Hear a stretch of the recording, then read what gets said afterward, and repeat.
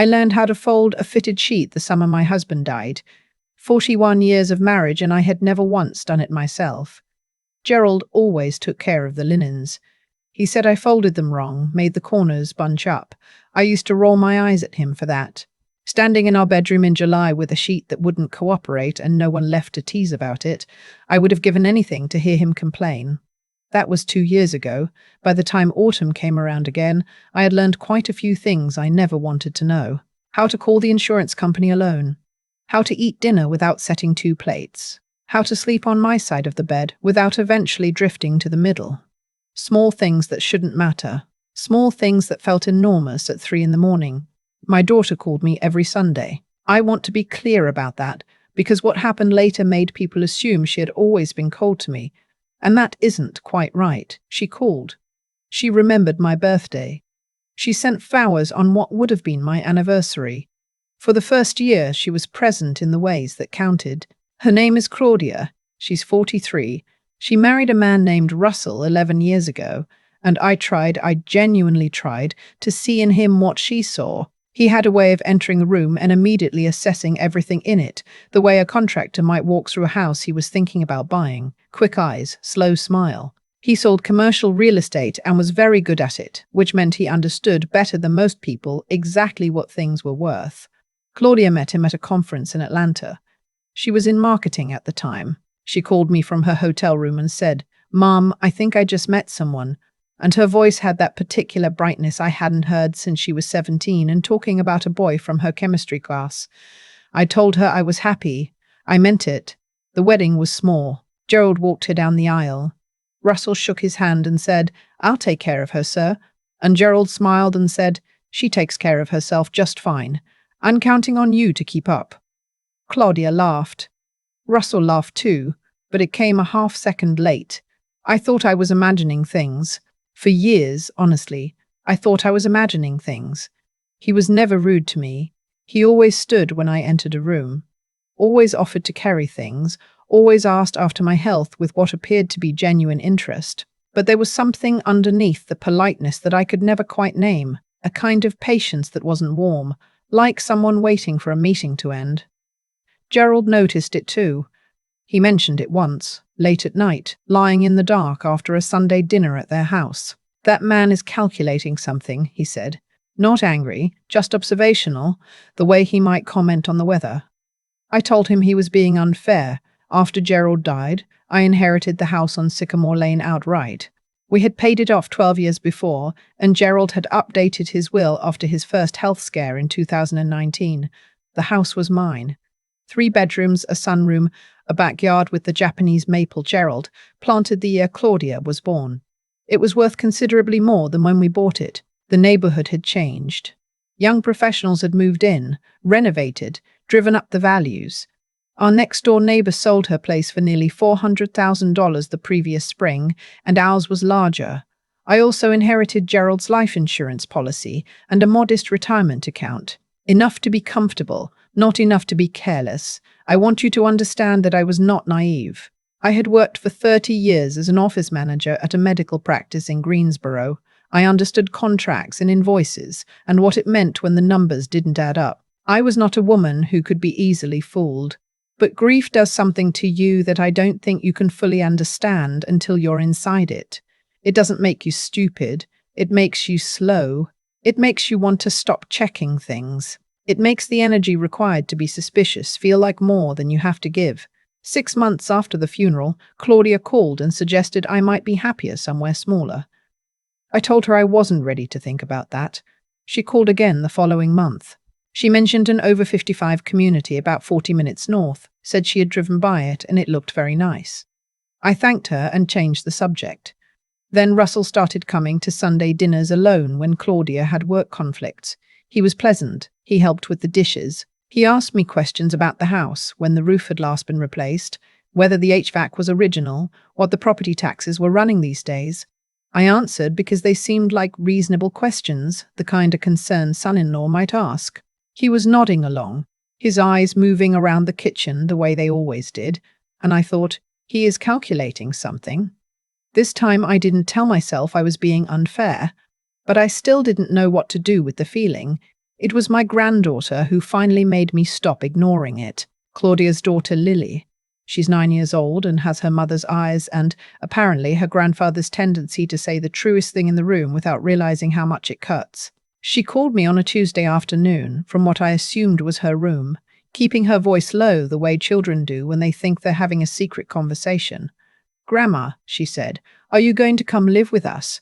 I told her I hadn't planned on it. "Daddy says you're going to sell your house soon," she said. "He told Mummy you'd be better off. He says the house is too big for one person and the money could go somewhere smarter." She paused. "What does that mean? Where would the money go?" I told her I didn't know, baby. I told her not to worry about it. I told her I loved her. After I hung up, I sat in Gerald's chair in the living room for a long time. The Japanese maple outside the window was just starting to turn. It goes red every October, the most reliable thing I've ever known. Gerald used to say that tree had better manners than most people he'd met. I thought about what Lily had said. Then I thought about the questions Russell had been asking. Then I thought about a conversation I'd had with my daughter 2 weeks before, when she had mentioned, casually, between bites of salad, that it might make sense to add her name to the deed, just for practical reasons, in case something happened to me, so she could handle things without going through the courts. She made it sound like a kindness. I had said I'd think about it. I hadn't thought about it. I had filed it away in that place where I was putting things I didn't have the energy to examine yet. Grief does that. It fills up your filing cabinet until you can't find anything. I called my sister the next morning. Her name is Agnes. She is 67 years old, 2 years younger than me, and she spent 25 years as a paralegal for an estate and property law firm in Charlotte before she retired. She knows more about property law than most attorneys I have met.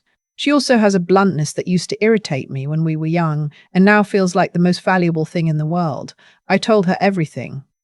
Lily's phone call, Russell's questions, the conversation about the deed, the over 55 communities, the Sunday dinners where Russell would help with the dishes and look at my walls like he was measuring them. Agnes was quiet for a moment. Then she said, "Don't touch that deed. Don't sign anything. Don't change anything. Can you come down this weekend?" I said yes. I drove to Charlotte on Friday afternoon, and by Saturday morning Agnes had pulled up the property records for my address, looked at my deed, reviewed a copy of Gerald's will that I had brought with me, and was sitting across the kitchen table from me with a very specific expression on her face. The one she gets when she has figured out something that isn't good. "There's nothing wrong yet," she said, "but I want to tell you what wrong would look like, because I think someone in your life is thinking about it." She walked me through it carefully. If I were to add Claudia to the deed as a joint tenant, Russell could potentially influence decisions about the property going forward. If I were to sign a power of attorney over to Claudia without restrictions, she could handle financial transactions on my behalf. If I were to sell the house and transfer the proceeds into an account they had access to or into a trust structured the wrong way, things could get very complicated very quickly. "None of this is illegal to attempt," Agnes said. "It's only illegal if they forge something or coerce you. But people do it all the time under the guise of helpfulness. They make the person feel like accepting help is the loving, reasonable thing to do." I asked her what she thought I should do. "Nothing," she said. "For now, nothing," she said. "For now, nothing. Don't sign anything, don't agree to anything, and when the conversation comes up again, and it will, you call me first." I drove home Sunday evening feeling something I hadn't felt in months. Not happy, exactly, but clear, like the fog that grief puts over everything had lifted, at least in one corner, enough for me to see what was in front of me. The conversation came sooner than I expected. Claudia called that Wednesday. She wanted to know if she and Russell could come for dinner on Saturday. She said there were some things they wanted to discuss. Her voice was careful in a way that told me the discussion had already been planned. I said, of course. I made pot roast, because I wanted to be in my kitchen doing something with my hands when they arrived. They came at 6. Russell brought a bottle of wine he knew I wouldn't drink, which meant it was for him, and a folder that he set on the side table near the door in a way that was meant to look casual. I noticed it. I noticed everything that evening. We ate. We talked about Lily's school play, about a trip they were thinking about taking in the spring, about the new restaurant that had opened downtown. Normal things. Pleasant things. I watched my daughter across the table and tried to find the girl who used to call me from hotel rooms with brightness in her voice. She was in there somewhere. I could still see her. After dinner, when I was clearing the plates, Russell said, "Loretta, we wanted to talk to you about something. That's my name, Loretta. I have had it for 69 years, and it has never sounded quite the way it did when he said it. A tool, something he was picking up to use. I set the plates in the sink and turned around and said, 'Go ahead.' He talked for about 10 minutes. He was good at it, organized, calm, reasonable sounding. He talked about the housing market, about property taxes going up, about the burden of maintaining a house my size alone. He talked about Lily getting older and how they'd love for me to be closer, how a smaller place might feel less lonely. He talked about financial efficiency. He said the word investment, the way some people say the word family, like it was the thing that actually mattered. And then he said it. The practical thing would be to list the house this spring. We could help you manage the sale, make sure you get a fair price, and then we can all sit down and figure out the smartest way to handle the proceeds. He was going to help me manage the sale. They were going to figure out what to do with the money. I looked at Claudia. She was looking at the table. I said, "Is this what you want?" She looked up. Something moved across her face, something that might have been shame or might have been conflict. I couldn't tell. "Mom," she said, "we just want to make sure you're okay." "I am okay," I said. "I'm going to stay in this house." Russell smiled the smile of a man who believes that patience is just another negotiating tactic. "Loretta, we're not trying to pressure you. We just think." The doorbell rang. I watched Russell's face when I said, "That'll be my sister." He didn't go pale, not exactly, but the smile stopped working properly.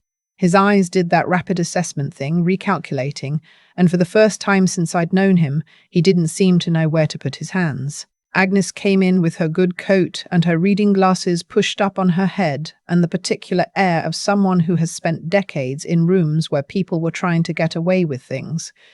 She hugged me. She said hello to Claudia warmly because she loves my daughter. She looked at Russell and said, "Russell, good to see you. I hear we were all just talking about the house." The room shifted. I felt it. He said yes. They'd been having a conversation about Loretta's future plans. Agnes sat down in the armchair, the one that had been Gerald's, and she said, "I'd love to hear your thinking." He gave her the same presentation he'd given me. She listened without interrupting. Her glasses still pushed up on her head. Her glasses still pushed up on her head. Her hands folded in her lap. When he finished, she was quiet for a moment. Then she said, "So your plan is to list the house, manage the sale on her behalf, and determine the allocation of the proceeds. Do you have a fiduciary relationship with Loretta that would authorize you to manage her financial transactions?" Russell said he was just trying to help. "I'm sure you are," Agnes said, "but help and management are different things. One of them requires legal authority." She paused. "Loretta, has anyone asked you to sign a power of attorney?" I said yes. "The deed conversation?" Agnes looked at Claudia. "Did you ask your mother to add you to the deed?" Claudia's face had gone through several things in the last few minutes. She was now somewhere between defensive and unraveling. "I just thought it would be easier if—" "It would be easier for some purposes," Agnes said. "It would also have given Russell legal standing to influence decisions about property that belongs entirely to your mother, which she earned, which your father left to her, and which she has every right to keep, sell, or do absolutely nothing with for the rest of her life without anyone's input or management." The room was very quiet. Russell said in a careful voice that he didn't appreciate the implication. Agnes said she hadn't implied anything. She had stated things directly. I watched my daughter. She wasn't looking at the table anymore. She was looking at her husband with an expression I hadn't seen before. Or maybe I had seen it and hadn't let myself recognize it, a kind of grief. The look of someone who has been very slowly coming to understand something they didn't want to understand. "Russell," she said quietly, "go wait in the car." He looked at her. Whatever he saw in her face made him decide not to argue. He picked up the folder from the side table, that folder I had noticed when they arrived, and he left. The three of us sat there. Claudia put her face in her hands. I moved to the couch beside her and put my arm around her the way I had when she was small and the world had been unkind. She said, "I didn't know it had gotten that far." I believed her. I want to be clear that I believed her. I think she had been told, in small increments over years, that her husband was being practical, being responsible, planning ahead for everyone. I think she had let herself not look too closely at what he was actually planning. Grief had made me slow. I think something else had made her slow. I don't know what to call it except the particular blindness of loving someone you've built a life with. Agnes stayed for 2 hours. Before she left, she recommended I speak with an estate attorney about ensuring the deed and will were correctly structured. She also, quietly and without drama, wrote down the name of a therapist she knew in Greensboro who specialized in marriage and family issues and slid the paper to Claudia while I was getting coats. Russell was not in the car when Claudia went outside. He had driven away. She called me the next morning to tell me that. I told her she could come stay with me if she needed to. She said she needed to think first. The weeks after that were not easy. Claudia and Russell have been in couples counseling since January, which she told me about over the phone with a voice that was exhausted and hopeful at the same time. She told me she hadn't understood, fully, the degree to which he had been making plans around her instead of with her. She said that when Agnes asked those questions and he stood up and walked out, something clicked into place that she had been refusing to click for a long time. I don't know what will happen with their marriage. I have not told my daughter what she should do. That is not my right. What I have told her is that I love her, that the house on Sycamore Lane has a bedroom that is always made up, that the Japanese maple her father planted is still turning red every October, reliable as anything, the way the best things tend to be. Agnes came for Thanksgiving.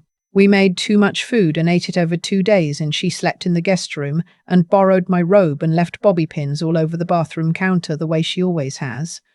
We talked about Gerald. We laughed about things that had happened 40 years ago.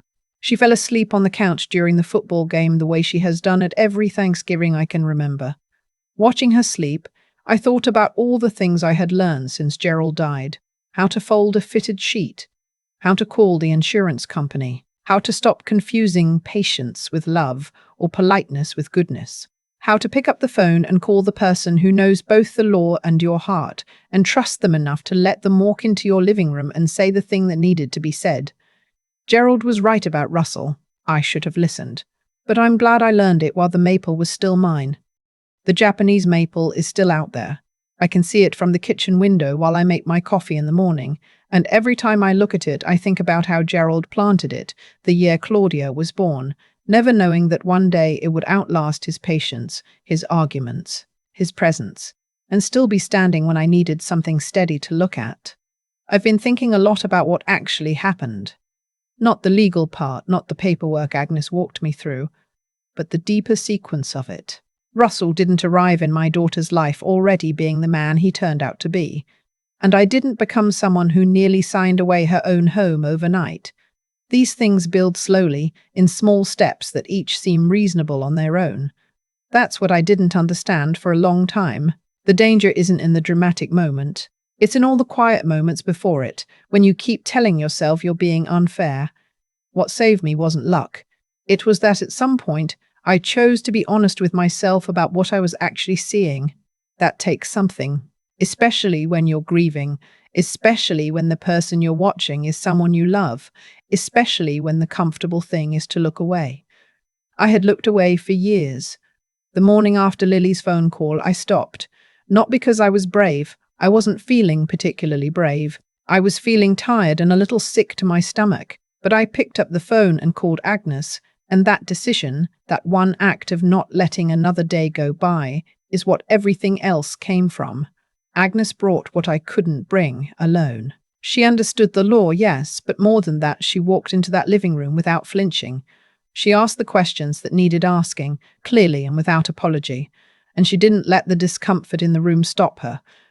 That's a kind of strength that doesn't come from never being afraid. It comes from deciding that the truth matters more than the atmosphere. I watched her do it, and I thought, I want to be more like that. Even now, at 69, I want to be more like that. And Claudia, I think about my daughter a great deal. She wasn't a villain in this story. She was a woman who had let herself not look too closely at things for too long, and when Agnes held up the light, she finally looked.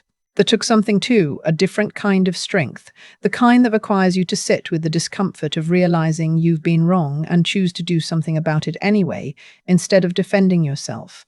She asked Russell to leave the room. That was her moment. I won't forget it. What I carry from all of this is something I'd try to tell anyone who finds themselves where I was. Trust what you notice. You don't have to be certain. You don't have to have proof. But when something in you keeps filing things away because you don't have the energy to examine them, that's exactly when you need to find the energy. Call the person who tells you the truth. Let them in. The cost of not doing it is always higher than you think, and you won't know how high until it's too late. The maple goes red every October. Gerald is gone, and the house is still mine. And my sister left bobby pins all over the bathroom counter at Thanksgiving, and I have never in my life been more grateful for the ordinary mess of people who love you and show up.